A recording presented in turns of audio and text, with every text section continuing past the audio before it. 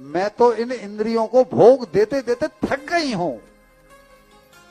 भर्तृहरि का नाम आपने सुना होगा, उन्होंने शतक लिखा है, उसमें एक श्लोक उन्होंने लिखा है, भोगा न भुक्ता वयमेव भुक्ता, तपो न तप्तम वयमेव तप्ता, कालो न माता वयमेव माता, तृष्णा न जीर्णा वयमेव जीर्णा।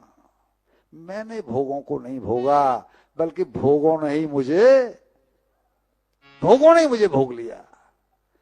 तृष्णा आज तक नहीं मरी है और मैं बूढ़ी हो गई। तृष्णा कभी छूटी है किसी की? तृष्णा न जीर्णा वयमेव जीर्णा, मैं जीर्ण हो गई, लेकिन तृष्णा अभी तक जवान है। काल को मैंने नहीं जिया है, काल ने मुझे जी डाला। बेटा, मुझे मेरी मुक्ति का रास्ता बताओ। पति के रहते मैं ये काम नहीं कर पाई। तब कपिल जी ने कहा, मां, मैं तो कब से तुम्हारा इंतजार कर रहा था। जिस समय पिताजी आए थे तब मैंने उनसे कह दिया था कि आप जाओ, आप भजन करो, मां का जब कभी भी मेरे पास आगमन होगा उनकी मुक्ति करके ही मैं जाऊंगा।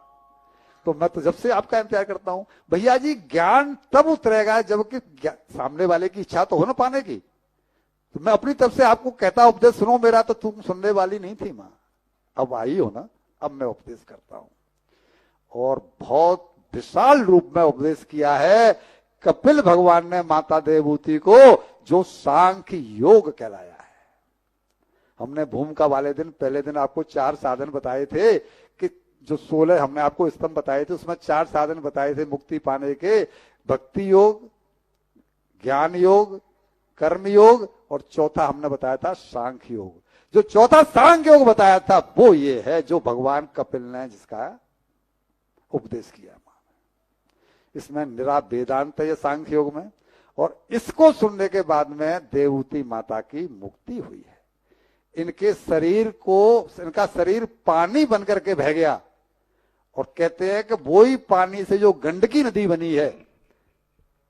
कुछ लोग तो बताते हैं कि ये सिद्धपुर जगह है यहां पर गुजरात में, कहीं वर्णन मिलता है कि जो गंडकी नदी बनी है नेपाल के पास में, जहां पर ये सालग्राम बटिया पैदा होती है, वो जगह है वो जहां इनका शरीर पानी बनकर के बहा है। उस नदी का नाम गंडकी नदी पड़ा है। जरूरत है लगी, तन में लगी हो कि मुझे ये काम करना है।